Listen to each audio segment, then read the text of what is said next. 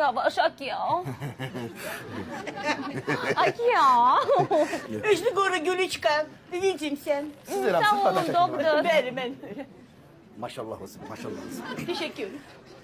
Hayatım bana ehtiyat ehmalsa. Sen ol sağ taraf çöktü. Bu neydi ha? Oğlum biraz bizi kaldır. Bizi kaldır. Ay yeter.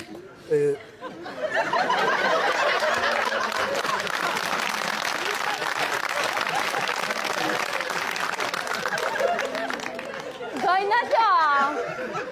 Deyirəm çoxdandır belə göz-gözə gəlib dərdləşmirdik. Çoktandır ne var murdu?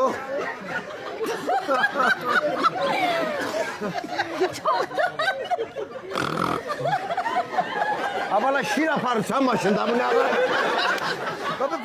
Gelin narahat olma, ben göz göze geldim. Qaynata. Abala nerede düğünde ne olur? Deyirəm ki, çoxdandır belə göz-gözə gəlib Ha. dərdləşmirdik. Ha, əla, əla. Bakma. Akif gəl də sür gedək evə, darıxıram. Otur. Akif.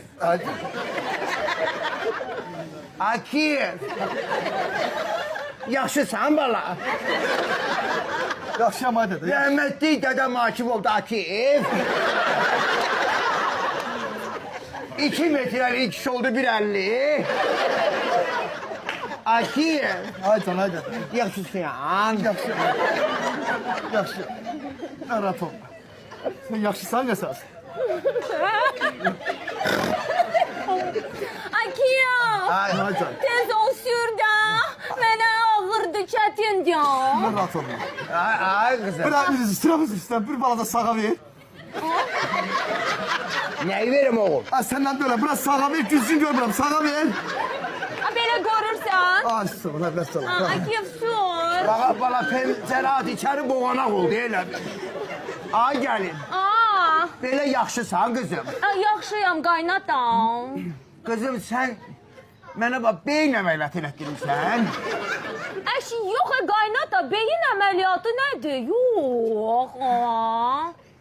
Bunun dərdi neymiş bala? Bu bizlə yaşayıb necə?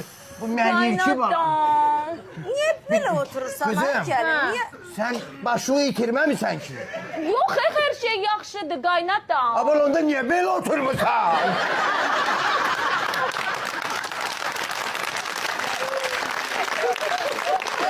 Bala, sən də elə sür bilsinlər bir ailə.